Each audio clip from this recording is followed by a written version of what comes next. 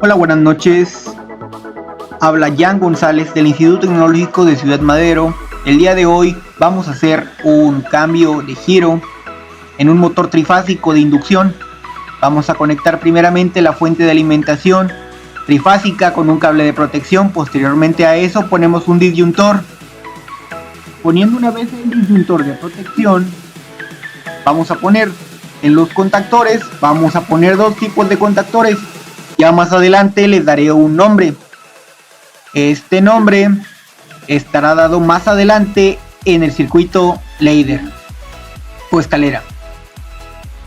Posteriormente a eso, vamos a conectar el motor. Necesitamos para la conexión un motor trifásico, ¿no? Corriente alterna, puede ser jaula de ardilla, cualquier tipo de motor. Podemos agregar o incluir un relé térmico para la protección de este motor, pero en este caso yo no lo voy a hacer, no lo voy a poner. ¿Qué es lo que vamos a hacer a continuación? Vamos a ubicar un cable de calibre grueso.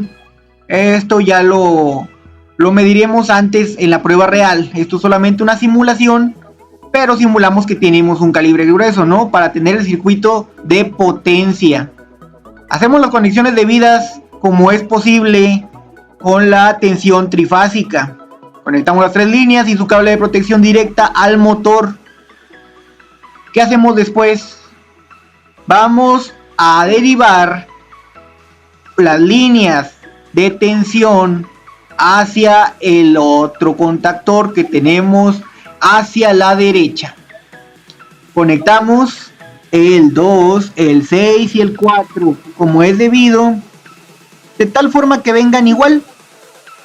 Ok, lo conectamos de la misma forma. ¿Qué pasa al otro reverso? Vamos a cambiar el sentido de giro del motor trifásico. ¿Cómo lo hacemos? Bueno, vamos a cambiar simplemente las terminales del motor. Dos terminales para ser específicos. Bien, entonces continuamos, ¿no? Como había mencionado anteriormente, el 2 con el 2 y el 6 con el 6. Bueno, en el final hacemos lo contrario. Ponemos el 6 con el 2 y el 2 con el 6. La alimentación del 4 va a quedar completamente igual. Ahora vamos a ubicar nuestro PLC. El PLC no se trata nada más ni nada menos que de un logo marca Siemens. Cuenta con una ventana de monitorización y al parecer también puede ser modificado de forma local. Muy bien, entonces conectamos el disyuntor de la línea de fase y neutro. ¿Por qué hacemos esto? Porque el PLC recibe otra fuente de alimentación. No se va a alimentar directamente de la fuente trifásica. Solamente vamos a requerir de una línea y un neutro, ¿no? Ok.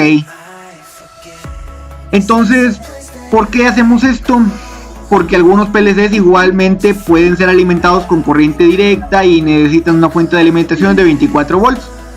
Ya una vez entendido esto, vamos a poner nuestras botoneras.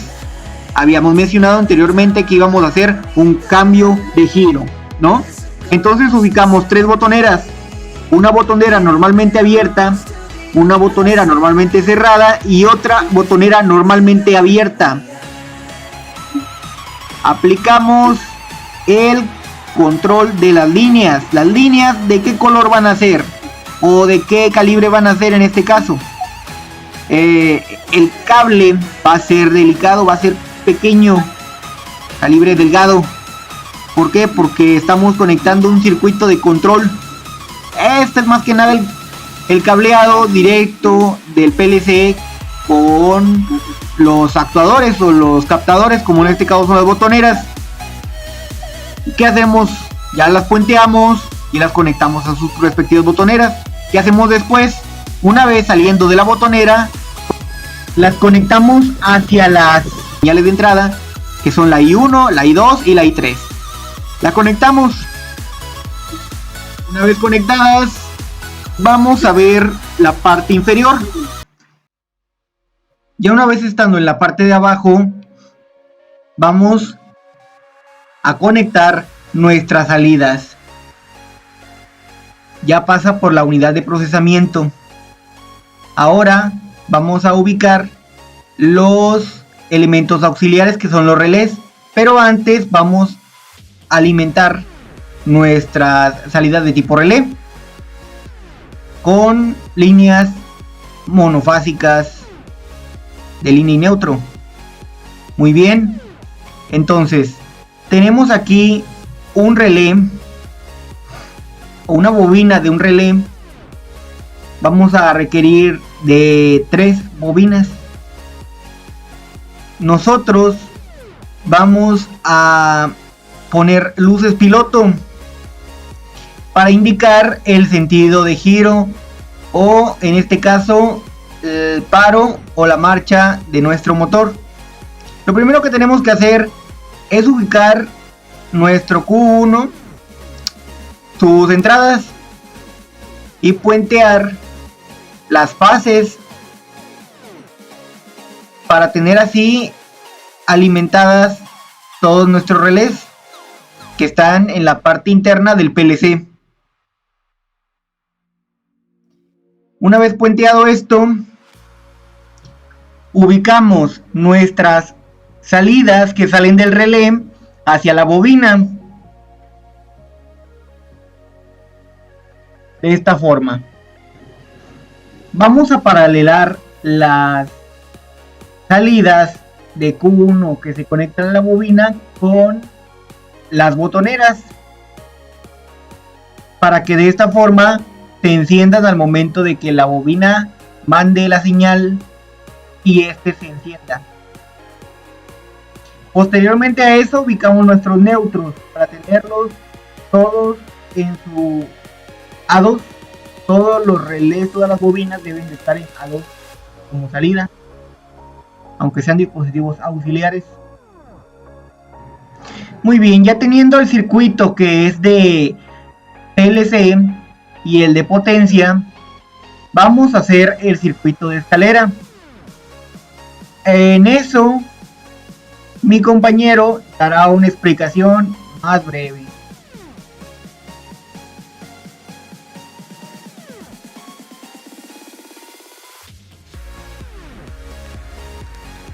Mi nombre es Jorge Constantino Vega y les voy a explicar el diagrama. Bueno, aquí arrancamos el motor con I2 y I1 y se acciona la bobina Q1, que cierra el contacto Q1 y abre el contacto Q1 de acá abajo. Y después, para girar, ahí está girando en sentido horario. Y para girar en sentido antihorario, oprimimos Q2, que es para parar el motor, que está normalmente cerrado, se abre, se para el motor y ya los contactos Q1 vuelven a estar abierto y el otro cerrado. Después, para girar en sentido antihorario, se cierra I3, lo cual acciona la bobina Q2 y cierra el contacto Q2 y ya quedaría enclavado y quedaría girando en sentido antihorario.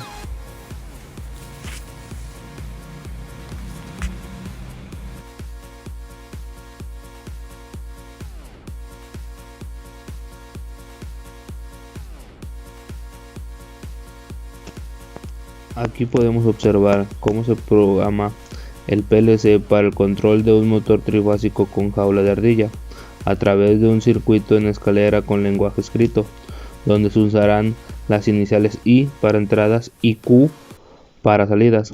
Este circuito cuenta en su primera línea con un contacto normalmente cerrado, simbolizado por I2 minúscula.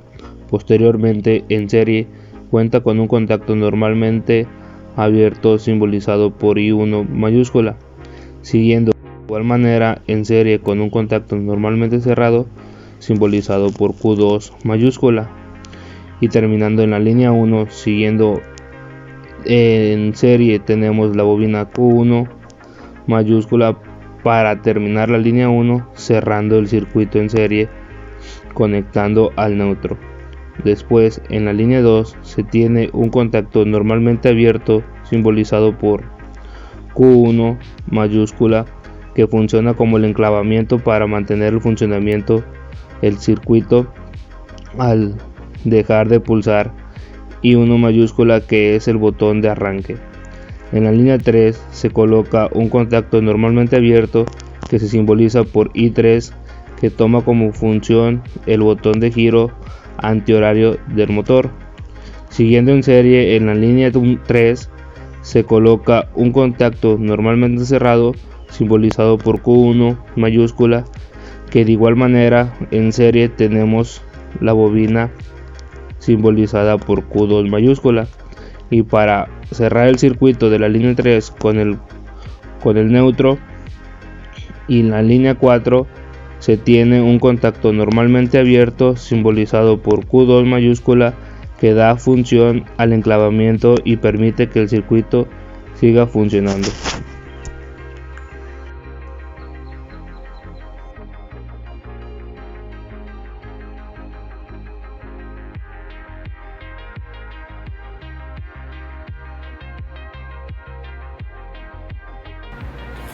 Bueno, durante esta práctica vamos a utilizar 3 botoneras para 3 entradas del PLC.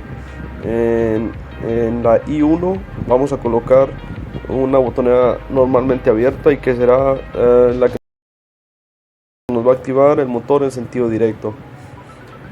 Después utilizaremos en I2, vamos a utilizar también una botonera normalmente abierta, que esa la vamos a utilizar como botón de paro. Y también vamos a utilizar en I3, vamos a utilizar una botonera igualmente también normalmente abierta, y esa nos activará la reversa del motor, o en sentido antihorario. Y el PLC lo estamos alimentando con corriente directa, con una fuente de 24 volts.